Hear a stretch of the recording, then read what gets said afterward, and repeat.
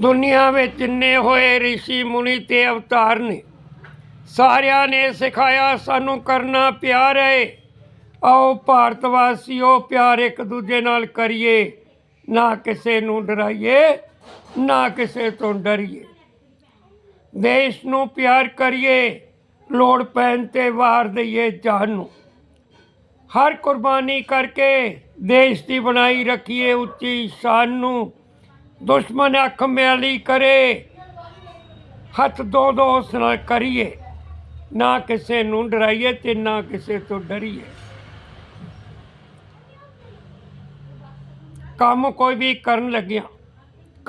ਵੀ ਕਰਨ ਲੱਗਿਆ ਮਨ ਵਿੱਚ ਰੱਖੀਏ ਸੋਚ ਵਿਚਾਰ ਨੂੰ।